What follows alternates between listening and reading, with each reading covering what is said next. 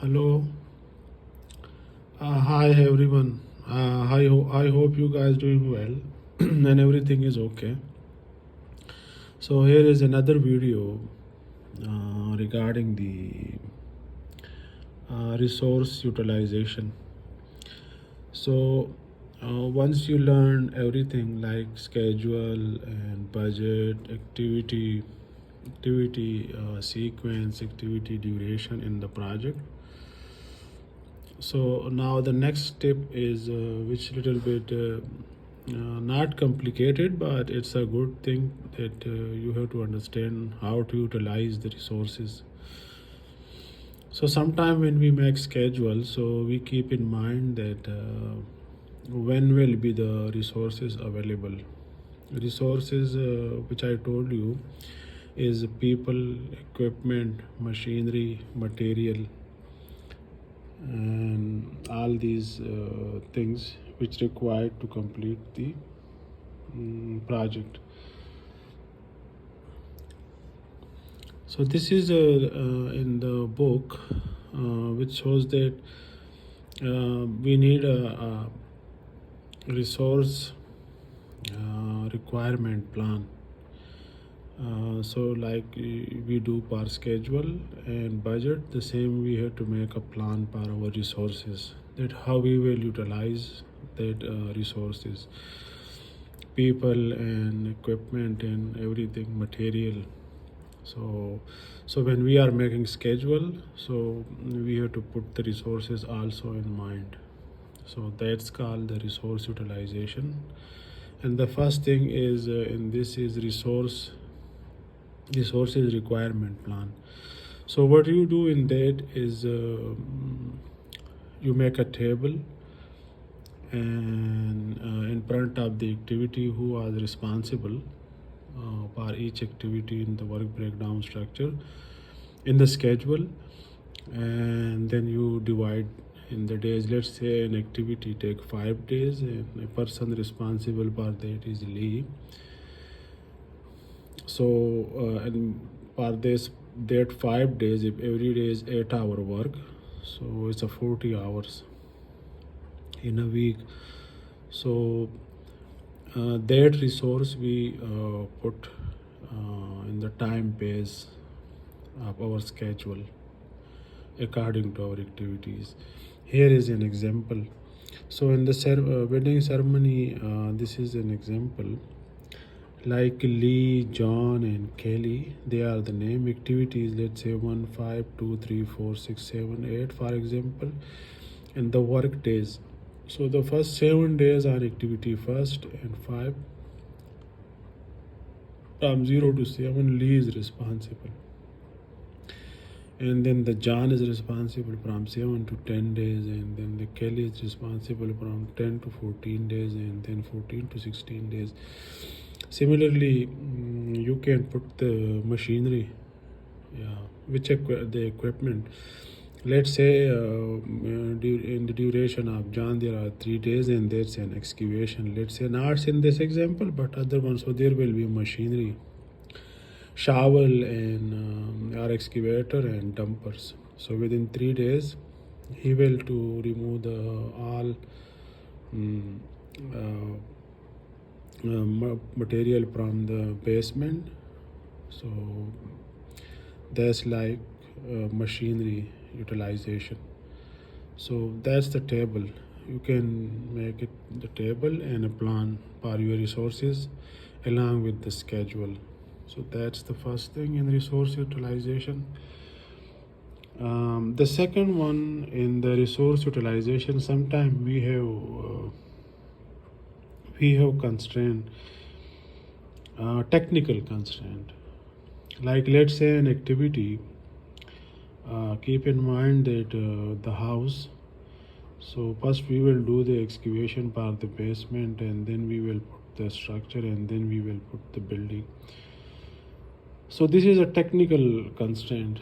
We cannot put structure until we have the basement and structure prepared. We cannot put the first floor or the building first floor, unless we have put the structure, so they are dependent, so there is a technical constraint.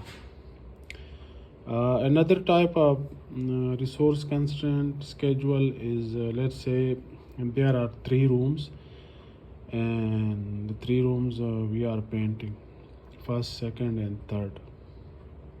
But we have only one painter, so these 3 activities we can do concurrent, because there is no technical constraint.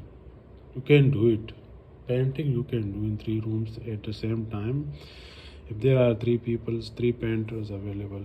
But if there is one person, one painter is available, then that activity you will do in the series. First you will do first room, and then second, and then third.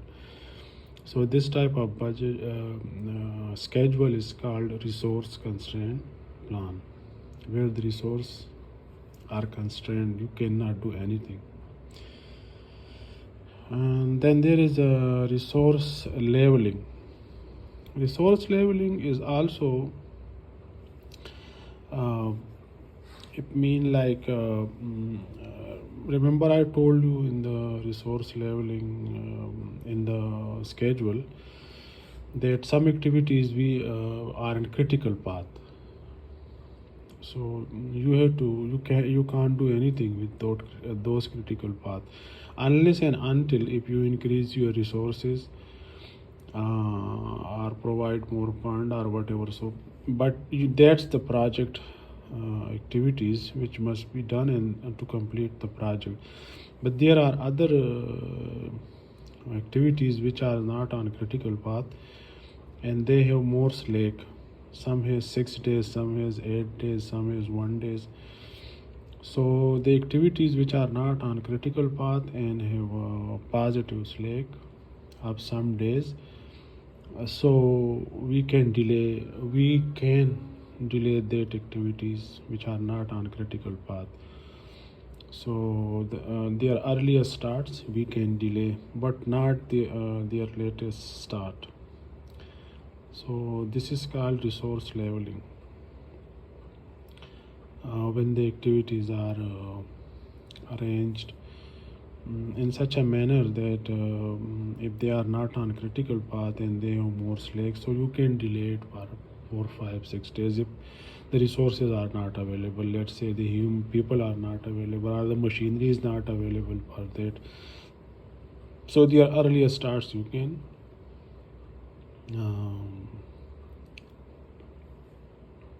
delay. So but not from their latest starts. So this is called resource leveling, and you have to make a table in which shows all the activities which is on the critical path and the other activities which is not on critical path and they have positive slack. So when you make a table, so you can trade up you can delay that activities if the resources are not available. So that's called resource leveling. It's a very good thing you can do in Microsoft or any other software. The other thing is resource limited constraint. Well, this type of schedule is when you have limited resources, fixed limited resources. So in such type of scheduling of resource, when the resources are fixed, so when you do your scheduling, so let's say there are 3 activities, and for one activity is the resource is available, for the 2 other is not available. So then the completion date of the project will be delayed. And what we do we give the activity which is the least slack. Let's say an activity is a 0 or -1. So the least slack activity we give priority, and when we go on, so the project will be delayed. Let's say if a project is 16 days, but the resources are fixed, like it's not what we required for every activity. So definitely you have to delay it. So then from 16 days in the first stage it will goes to 20 days, and in the third one iteration you can go to 22 days or something like that. So this is called resource limited constraint. So your completion of the project will be delayed.